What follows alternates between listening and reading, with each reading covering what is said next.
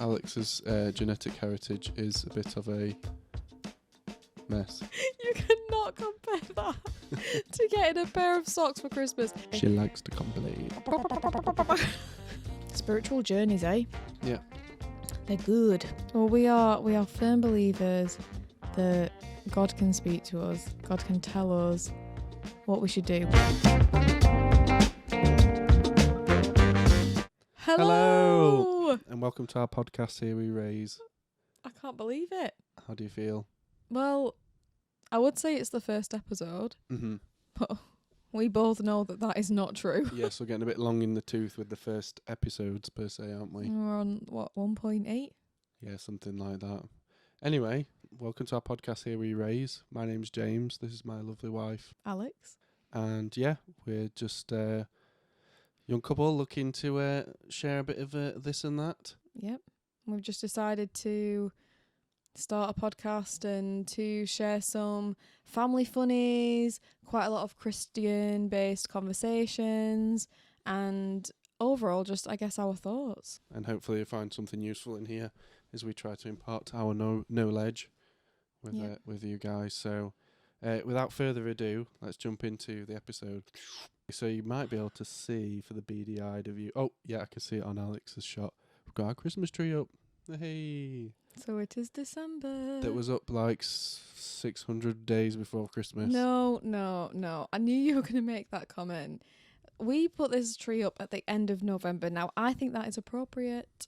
I think that is an appropriate time to put up the Christmas tree. It's a nice small one to fit in our chalet. Yeah. I think all I'll say on the matter is I like to think I'm trying to be wise, and all I thought was happy wife, happy life. So I just was okay with whenever it was going to go up. So that was well, me. You say happy wife, happy life, and I'm like scheming with the kids, trying to get them to encourage it. Go and ask Daddy, when is it Christmas? When can we put up the Christmas tree? Yeah. And they succeeded. Use the little cute minions as your it weapon. Works. It does work. Not all the time, but most of the time. It depends if it's the girl or a boy, I think. Yeah. Daddy's little girls. A quick introduction about ourselves. I'm originally from Lancashire. I'm from Yorkshire. And now we live in Scotland. Which might be disappointing to some because we don't sound Scottish, do we, darling? No. But is that really disappointing? Well, to be honest, a lot of people around here don't. No. It was really weird. We came over the border, we skipped happily in our kilts to, I don't know, a Burns night, something really stereotypical. And it really shocked me how many English folk had dribbled over the border, cheeky so-and-sos. I remember the first time we came to visit and we had to stop off. It probably was for a toilet trip, but we'd gone to Home Bargains for something that we'd forgot.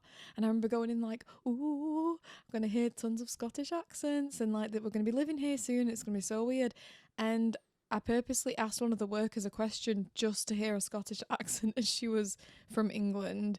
And then the checkout person was from England. The person in front of the line was from England. And then I realised that actually there's a lot of people from England that live in Scotland, which is nothing wrong with that. Which, should not come as a surprise considering it's just next door. Yeah, true, but I don't know. I just thought it was going to be full of... I meant for me as well.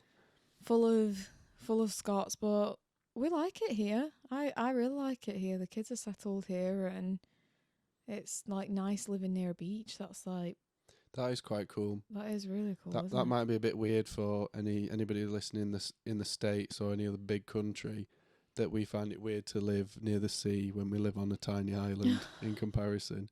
But like I never grew up near the the sea. No, I think it's cool. I mean we've not. I feel like we've not taken full advantage of it yet. We've only been here for, oh my gosh, has it been a year and a half? It has been it must be about a year and a half now. So I don't feel like we've taken full advantage of living near the beach yet, but it's nice just for even to go on walks, or if you had a dog it would be pretty cool to walk on the beach. This is Alex scheming for a dog, and with Christmas coming around the corner I'm going to have to really put the wallet in something really safe, like a big safe with a guard dog.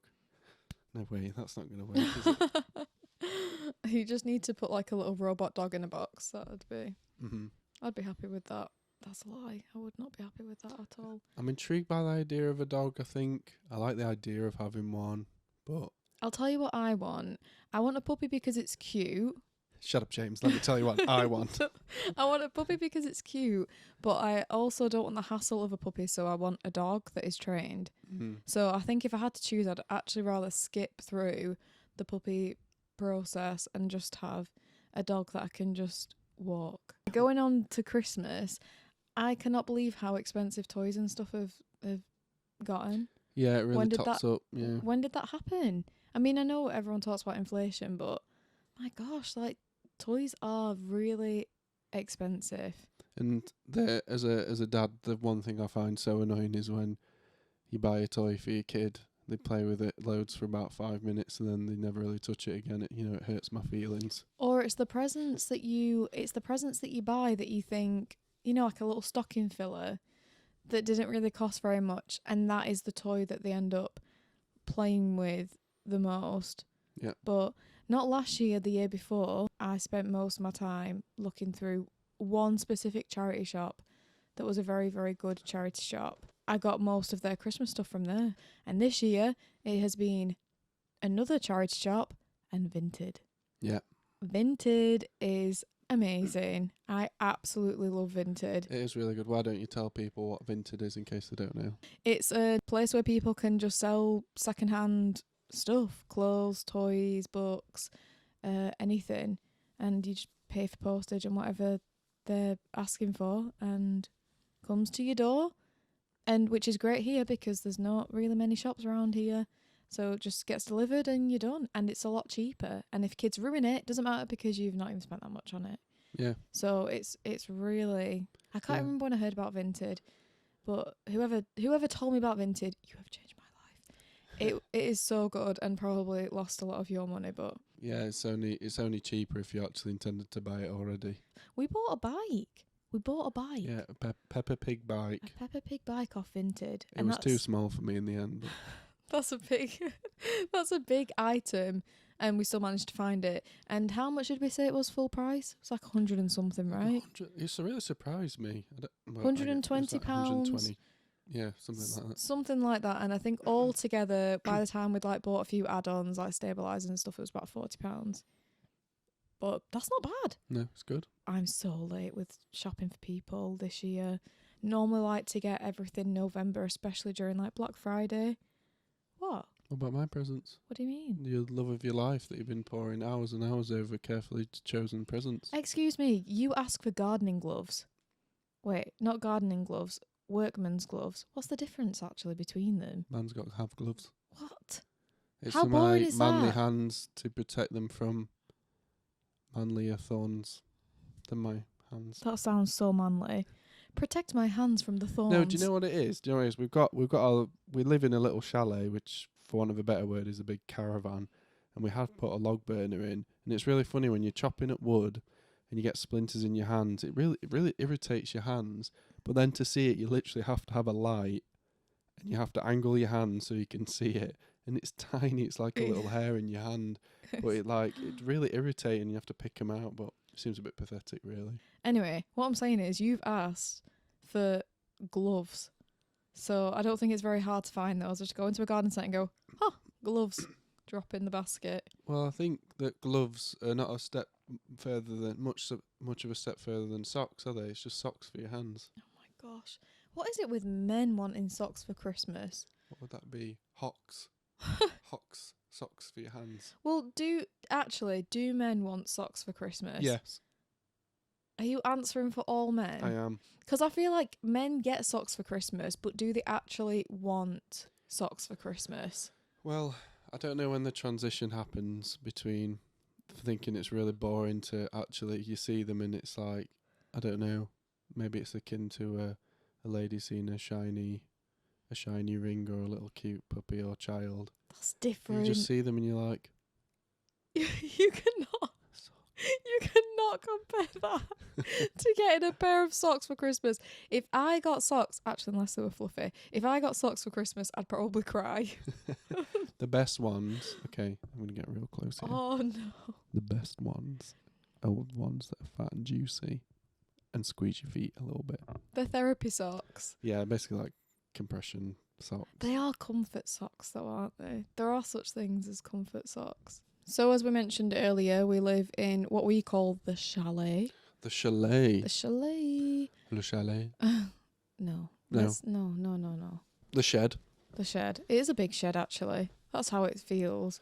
But we've lived in here now for over a year. We've survived our first summer and our first winter in the chalet.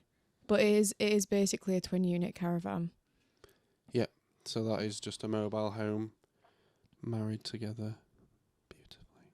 To make something slightly bigger. Yeah. Which is really helpful when you've got little kids. Yeah, well, the main reason we bought it was because the living space is actually really good. We've got nice open plan. We're talking like it's like this new build. There's nice open plan area, but it is really useful for the kids. I mean, it is tight. So we've got 3 kids, a baby, a 3-year-old, And a 5-year-old. a 5-year-old. And it can get tight, but I think we've gotten used to it. We really have gotten used to it. But summer is definitely, we were petrified thinking that moving in the winter, because we moved in the October. Yep. And I remember thinking, great, we're going to freeze to death. And especially because we had a baby that was due in winter. And I remember thinking, Yeah. that's awful, bringing a newborn baby. We're all going to be freezing cold. And actually, it's fine. But maybe that is because we've got a log burner. It just heats up maybe sometimes a bit too well. Heats up everything. If you've got that ticking over, you're never cold. Summer was actually tougher. Yeah, it was really funny, wasn't it? Thinking that we were like, right, we need to get thermal curtains and we need to I bought the kids get everyone slippers. pyjamas, and I think we even replaced everyone's quilts, didn't we? Yeah, we got like fat, chunky. They're good quilts, though, aren't they? From Dunelm.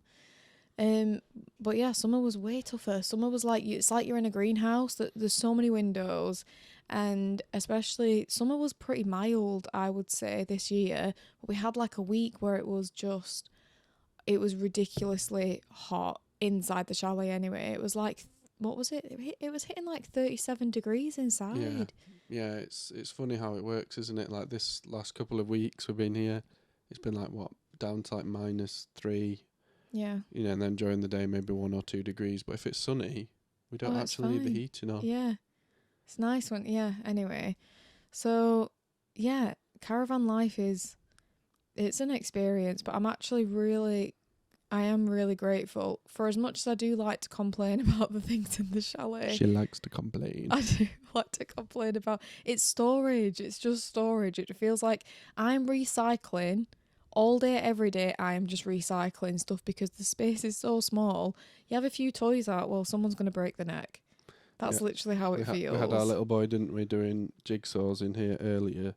Yeah. And it's like, it's in sort of the space between the dining kitchen space through to living room.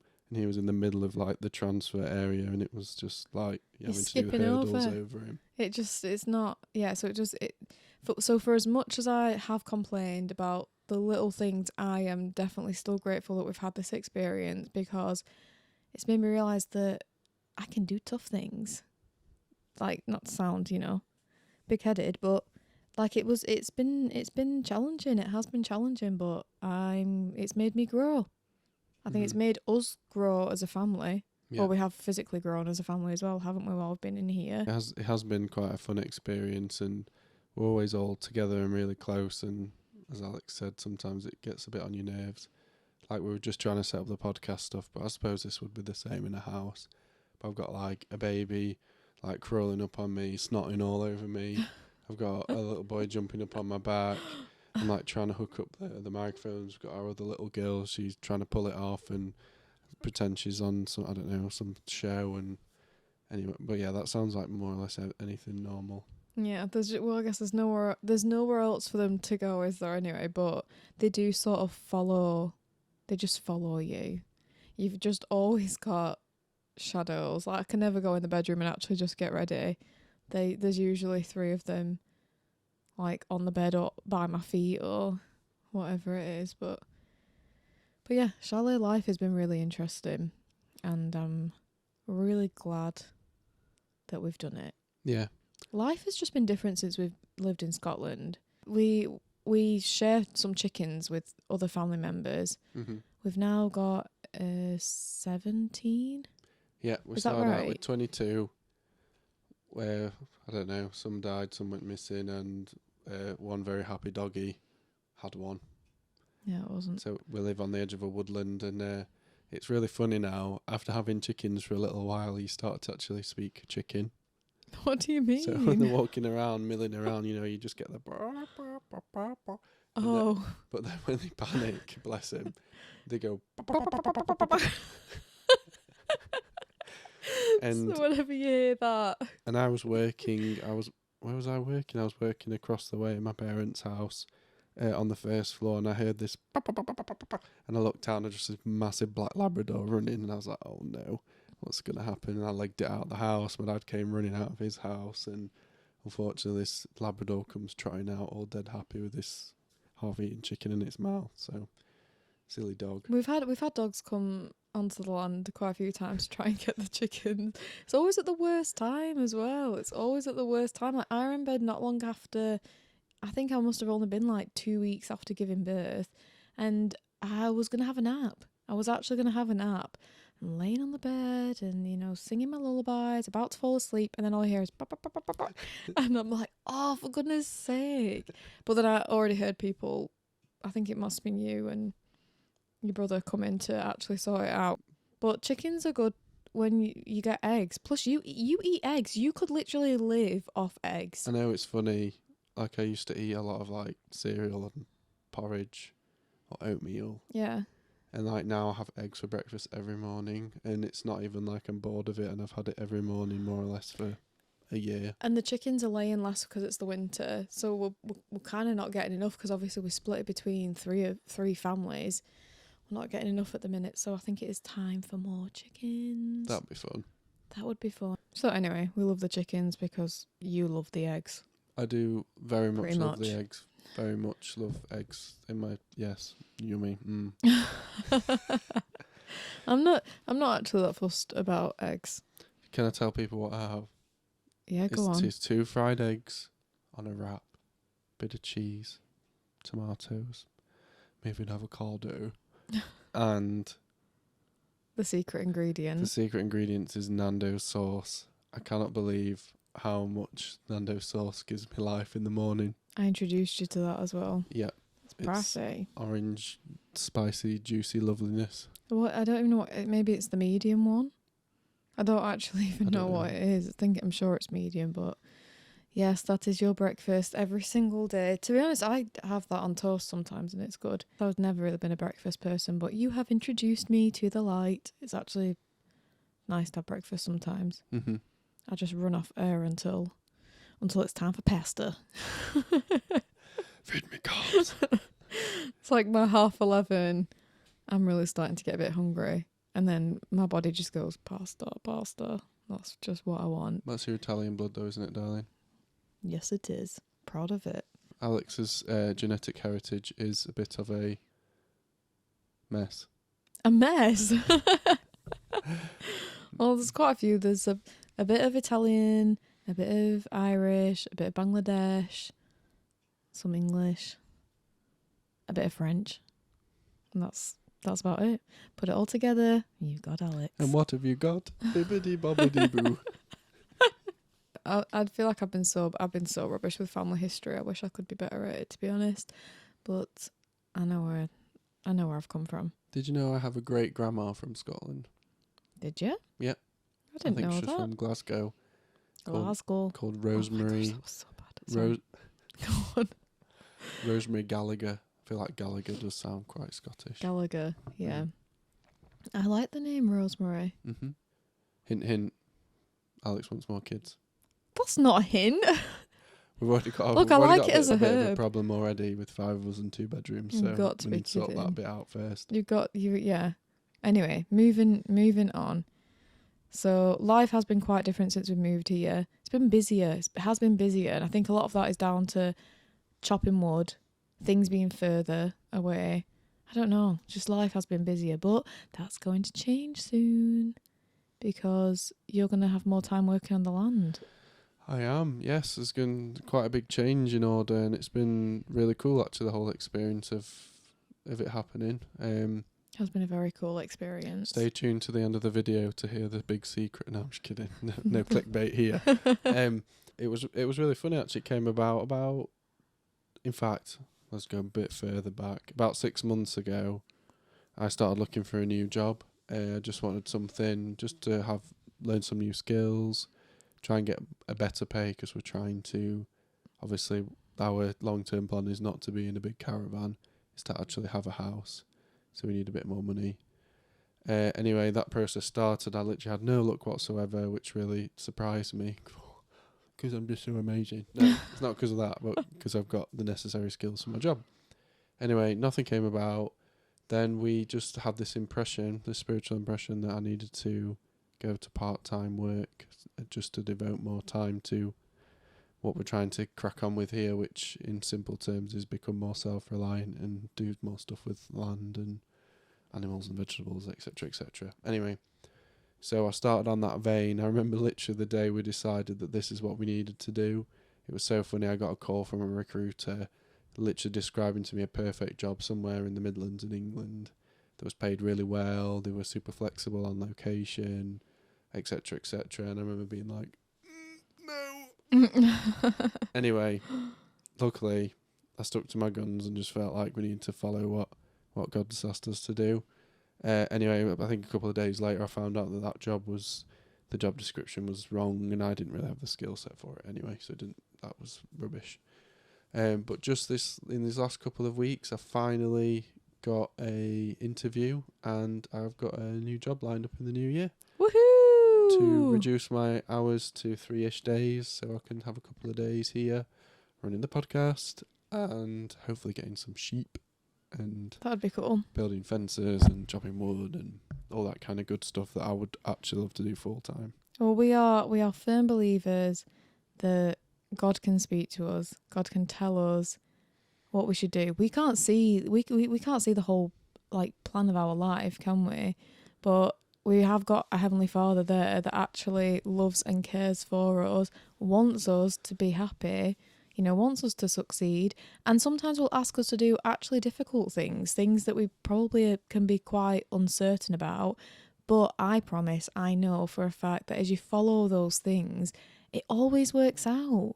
Look at that for an example. You started working, looking for full-time work, and nothing really came about. My first interview was literally 2 weeks ago.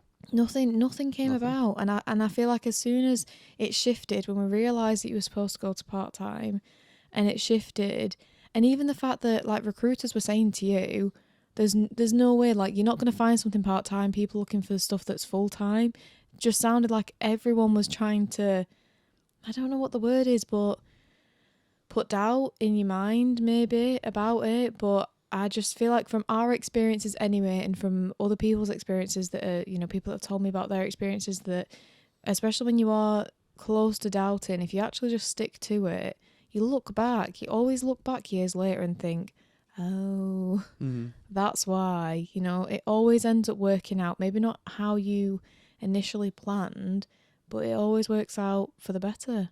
Yeah. Never did I ever think that we'd be living in a chalet, but and actually in a lot of ways thriving, but here we are. Yeah. And it's actually because there's someone there, Heavenly Father, who actually sees the bigger picture and knows what we need. Yeah, it's always impressed me how good Heavenly Father is at planning stuff. I've always been quite keen on things like trying to budget and just watch our money and, try and, I guess, manage finances as a young family, even as a young couple. I look back now and I'm like, how do we even have enough money to, I don't know, just get on with stuff? But we did. It's always really impressed me how I like to think I'm reasonably good at that, and yet Heavenly Father is just like the master budgeter. I feel like I've never actually really thought about that. I feel like a penny's actually just drop in. Where? Give it me. We need it. Let me put it in my wallet. The fact that I'm not the most organised, and I feel like for years I've always tried to be better. I I think I'm getting there. My phone's actually helping me putting stuff into my phone. But yeah, the fact that Heavenly Father is actually like probably the most organised. No, not probably. He is the most organised being. It's weird, actually, isn't it? Yeah, it's very clever. That's always really impressed me about second what Alex says about just trusting Heavenly Father, and especially if you feel like you've received revelation and He's asked you to do something or take a certain route or job or I don't know, go and do something or be with people or whatever it might be.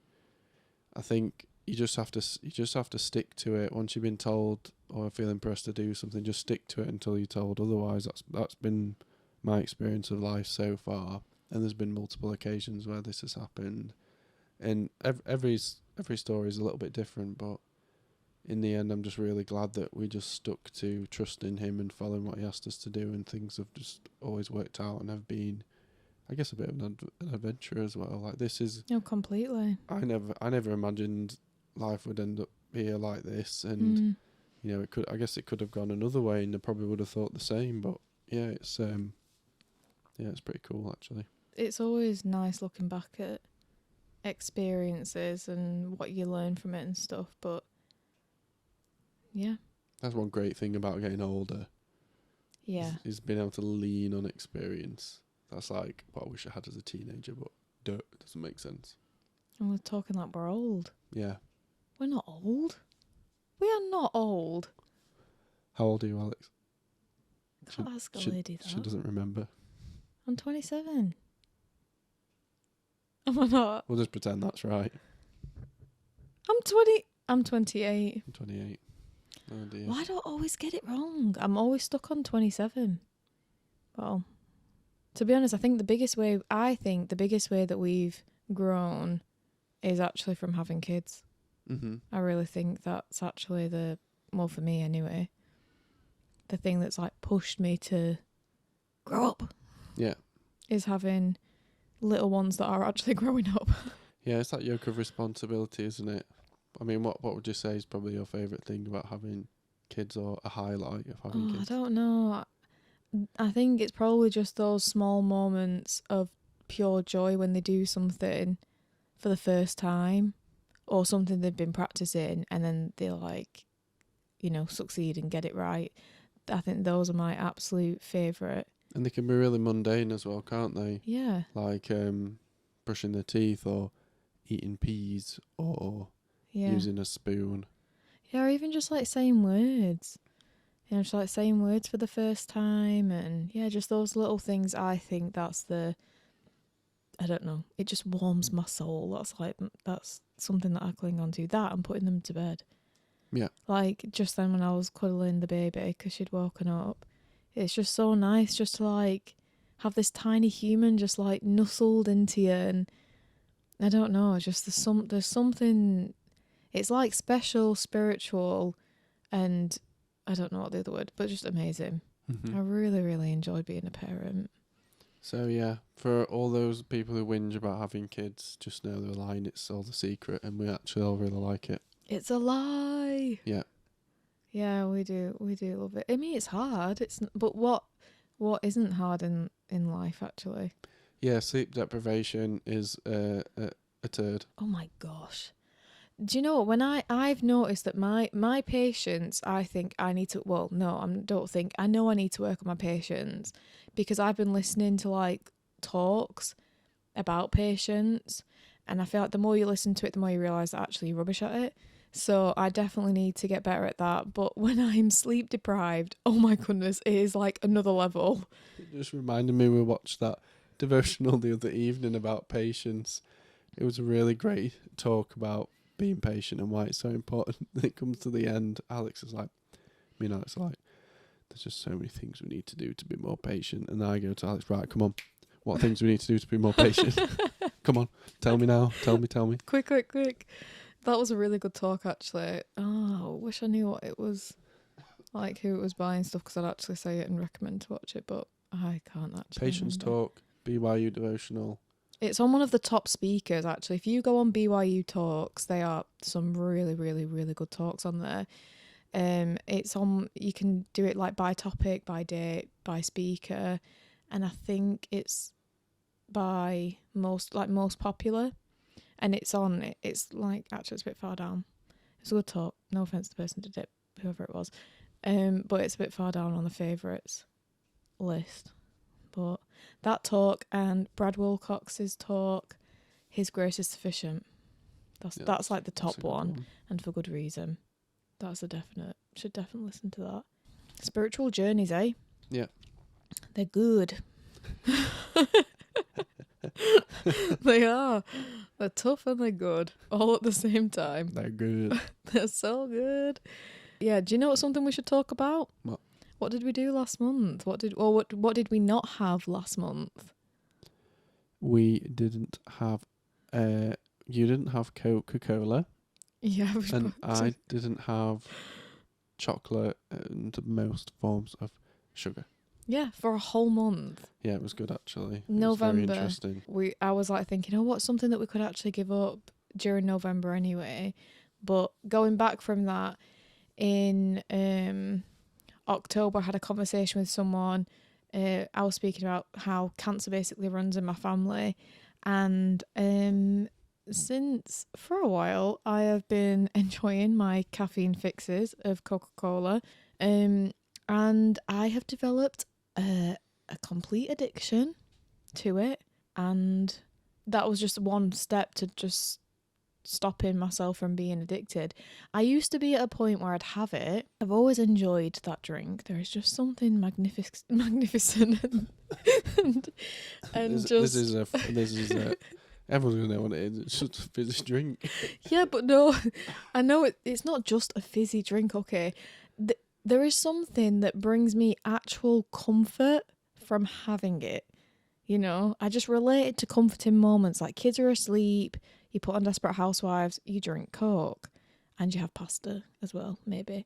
Anyway, that was just one step that I took to just trying to wipe it, because I used to just have it when we were out, and then all of a sudden I would buy the occasional bottle or can for the house, and then I was buying like a pack every week. Every week, maybe? Every other week? Anyway, I took a hard look in the mirror, realised that I was addicted, and tried to go the opposite way. We have done this before though, haven't we, where we've stopped, but it was tough. The first week was so boring. It was so boring, it was so hard, my life just felt more depressing, and then it was fine. Your life felt more depressing. Yeah, after I've said, oh, my kids just bring me so much joy. And then it's like, yeah, I get rid of a fizzy drink that I like, and all of a sudden my life's just depressing. It felt that way. It was tough. Well, it's funny, isn't it? It's the same with me with like chocolate. It just becomes I guess it's like the associated moment of, if I do this, it means break. And Yeah. I think you just get into that habit, don't you? It doesn't really matter what that thing is. It's just what your brain relates to at the time. But we did it. We survived an entire month without, I would say, my favourite thing. Is it your favourite thing? Probably for treats anyway, isn't it? For comfort, it would be your favourite thing. And what happened on the 1st of December? We both said, right, we have to celebrate finishing. Yeah. Alex got a Coke. I got Toblerone, which is the best chocolate in the world. If you don't believe me, then you can just go away. And it's a dad's chocolate as well. But it is the best chocolate. I really like Toblerone. Anyway, I like snaffled 3 triangles and felt sick and horrible. I turned to Alex, hoping my wife is feeling my pain as well as she swigs on her Coke, thinking, this is the devil's juice. Anyway, she sat there and she looks happier than the day she married me. True. Well, no, not true. True, I was happy, but actually I struggled to drink it. Do you remember? I felt like normally I could like drink it really fast. Too fizzy, you said, didn't you? It felt really fizzy. It felt like I had to take my time drinking it. And then afterwards, I never have heartburn. I had heartburn. So I felt like it was my body's way of trying to stop me from having it again. But the next time we'll probably have it now is Christmas. Yeah. Have treats again at Christmas. Hope it lasts that long. What other impacts have you seen from not having it for a month? I don't know. I lost weight, and I'm pretty sure that's because I wasn't having any Coke. Do I feel less tired? No. Do I feel more in control of my body? Yes. Yeah, that sense of control actually is pretty good. I think that Well-boost. I was gonna say I think that's probably the biggest thing, especially because I had my little routine as well. Oh my gosh, I really do sound like an addict, don't I? But when I used to do the food shop, I used to bob into Sainsbury's because I don't like Coca-Cola in a plastic bottle. I like it in a can. And they had a nice slim can in Sainsbury's, and I used to just love the moment of getting in the car after Slim food can. after food shop though, especially if you've got all 3 kids after food shop. It is manic. You should get in the car and that was a really go on, you do it. There you go. That was really, really good. Well done. Thank you. Well done. And just that chill time, because it'd be like, you've done it. You've survived food shop, and the kids will probably just listen to music. Some will nap, and you just gulp it down. Anyway, can you tell I miss it? That's probably what's going to be on your obituary when you die. I had Coke and it was good. I will miss you and my husband and kids. Well, anyway, yeah, that was a cool month. I'm kind of glad we did it before Christmas. Because usually the lead up to Christmas, I think part of it's maybe a bit of stress of getting stuff. Plus it's like, oi, oi, party, party, party. And then I think you go overkill, like with chocolates and Yeah, I always end up with the chocolate fizzy addiction over drinks. Christmas. Not good. So I feel like it's actually been quite beneficial to do it. So yeah, I didn't have chocolate, and I think I lost about £6 in a month without any more exercise Well or done. anything. Yeah, it was How good. good is that? It was really cool, actually. That is good. It's funny how many times I would come. I work from home.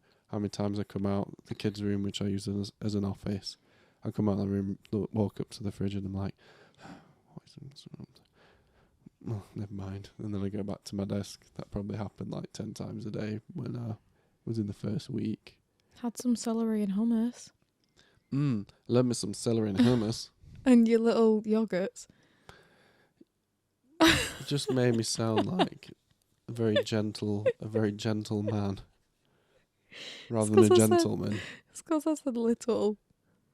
They're these little glass potted yogurts. Trust me, if you This start, is not making it sound any better. if you start explaining this now, it is not me that is making you sound like a gentleman. It's these yogurts made from Haggis. Ew, that'd be disgusting.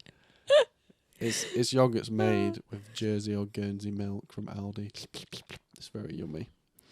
So Alex, how does it make you feel when the kids decorate the Christmas tree? That is not a question to ask. To ask a mum, because it's hard, isn't it? It's like you actually want them just to, go for it, but then you look at the tree and there's about 20 baubles that is just in the lowest part of the tree in one section, and you're there the whole time like, don't say anything. Why don't we try and put this one all the way over here? What do you think? No. Okay. Come on, 3-year-old, let's alternate the colours. Shut up. Okay, I'm sorry. It's just a little patch of red. To be honest, you can't really see it here. We've got some ribbon round as well, and it's just not great with a baby because she just crawls and just pulls it. And She's like a little ribbon dancer, isn't she? Like, yeah, pulling it off. the tree's not fallen down yet. But to be fair, they actually did a pretty good job because when they first started doing it, I remember thinking, oh dear, I'm going to have to try and rearrange this when they go into bed. And I said that last year as well, but then I never do. You just sort of keep it as it is, and every now and then a bauble falls off or an ornament falls off, and then you do sort of put that one where you want to put it. Yeah. But you don't actually go and change it all, No. even though I feel like I have every intention to do it every time they start, because I'm like, oh my gosh. Oh, you just put a red bauble there and another red one. Oh, Another red one. that's great. Oh, what was your name again? Sorry, I'm just taking you off the inheritance. 1 sec. But it's fun though, isn't it? I love putting the tree up. It's just like my favourite part. That's why I'm always begging like beginning of November. I know that's when I start and we always end up, doing it at the end, but beginning of November I'm always like, please, please, please, because it's the best part. You get some Michael Bublé on or some Nat King Cole. Nat King Cole was everyone's got like their Christmas music, haven't they? Mine was Nat King Cole. Or Fairy Tale of New York. That's a good one. It's kind of folky, isn't it? Folk music. Well, it sounds like 2 drunk people singing, and it's kind of vibe for Christmas, right? Depends what kind of Christmas you have, darling. A slur. Schlur. Lots of. How do you say slur? Schlur. Schlur. Say it Schlur. again. Just say it slowly. It's one of these words, if you say it loads, it'll sound silly. Schlur. So I say slur. That's like how I say it, but I feel like I'm actually saying it wrong, and people say slur. Like it's like a. I don't know. I'm pretty sure I'm saying it wrong. Slower. We should Slur. Google it. We should actually Google. Slur. There must be an advert to actually say how to say it right, because I always hear people say it slightly different. It's like I say ibuprofen, but that is not right either. What is it? People say ibuprofen. People say ibuprofen. I used to always say ibuprofen. I used to say it with an O. Ibuprofen. How do you say it? I don't know now. You confused me. Exactly, but people say it differently. Ibuprofen, ibuprofen, ibuprofen. I hear it all the time, and every time I'm like, which one of you is right? Paracetamol and paracetamol. No, it's paracetamol. It's not paracetamol. Yeah, when you go to a doctor's and they tell you to go home, rest, have lots of fluids and take paracetamol, you go, I'm not listening to you. I'm going to a different doctor next time. You don't know what you're doing. Oh, well, anyway, everyone says things differently.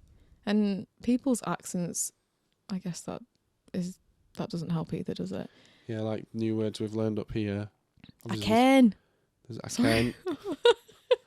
God, you do can something, don't you? That means I know.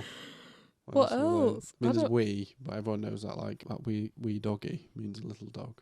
Yeah, what else though? I like the word wains, which is like kids. Oh yeah. Or like children. But it's funny, I heard somebody at church of the week call their grandkids the grand wains. Oh, that's really funny. That's really sweet, isn't it? But it goes with an accent as well, doesn't it? But speaking of accents, actually, when I went to Tesco the other day, I was so happy.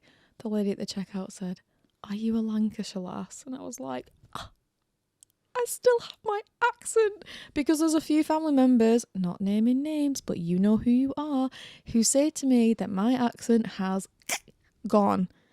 And I admit it is watered down, but part of that is probably because I've moved all over the place, married to you, now we're in Scotland, it's going to water down. But a random person at Tesco said to me, "Are you a Lancashire lass?" And that is because I must still have part of my accent. And she was also a fellow Lancashire lass. And it was great. We had a great northern conversation. And that's the end of that story. But that's like when people say, "Oh, hey up James, you're from Yorkshire." I go, hey up lad, yeah I am. Oh my gosh, whatever. How many people think you sound posh? Our accents, I don't feel like they really... The hardest one for me is when you say goat or coat. Why goat or coat? It's goat.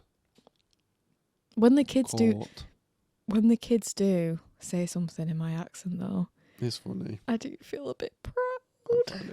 It's kind of cute. It's like when our eldest, who's at school here, like says something with a bit of a Scottish accent. We thought he'd got a bit of an American accent at one point, didn't we? Yeah. He'd say Star Wars, he'd go like Star Wars. Yep. We're like, oh, how's he picked that up? But we realised that people with the Scottish accent can put quite a lot of emphasis on R's in words. So we're like, oh, that's it, because I heard his teacher say something with an R in it. I was like, oh, right, that's what he's mimicking is Star Wars. So he's actually getting a little Scottish accent. Yeah, which would be really funny. That would be funny. Should we end on something spiritual? My favourite symbol of Christmas at Christmas is all the lights, because Jesus Christ said that he's the light of the world. And just having all the lights up reminds me always of Christ. And isn't it awesome when everyone has all the lights up outside the house and on the tree? And I don't know, everything feels brighter and more beautiful. And I guess life with the Saviour in it is brighter and beautiful. And because of him, this life will not be the end, and we will have that light for forever. Oh, I love the lights. I love everyone's like outdoor lights. It like lights up a whole street, doesn't it, as well? And kids love it too, don't they? Yeah, they do. I think something that I love about December is everyone just seems to be more giving. I mean, I guess in some sense it's like a physical sense, isn't it? Like we give gifts to people and stuff, but I actually think it's actually the light of Christ just shining through people's actions, and I think a lot of that is just because people are happier during Christmas. Like I would say winter is more miserable. I think it makes people feel more down. Yeah. But actually, Christmas time, December time, everyone's like full of hope and joy, and I think a lot of these feelings portray that in people's actions, and they do become naturally more giving. And I think that's something that I love about December, is actually seeing people do like service projects, you know, and stuff like that to help other people and help communities, and that's something that I think is really, really special. Really grateful to have Christmas and to be able to think about Christ and to teach our children. Yeah. I think that's the best part about all of it, to hear them praying, to learn more about the Saviour, to learn more about Heavenly Father, and especially during Christmas with, you know, the Nativity and all that. It's really special. Yeah. It is really, really special. Yeah, we're really, really stoked about this podcast. I mean, we're just really excited to try and just get it out there and crack on, and I guess just discover what it's going to be. Yeah. But I think if we want one message to come across throughout the duration of the time that we broadcast these podcasts is that we love Jesus Christ and would encourage you to do the same, or invite you to do the same. And if you don't believe it, well, why don't you just try it and try and follow what he teaches, and I promise that your life will be sweeter, happier and more peaceful. We are so excited to be doing the podcast. I feel like it's been a long time coming. So hopefully you stay with us. Hopefully you learn something. Hopefully you can laugh. Hopefully we don't cry. And we'll see you next time. See you next time. We'll pray for your success. See you later, everyone. Bye. Ciao, ciao.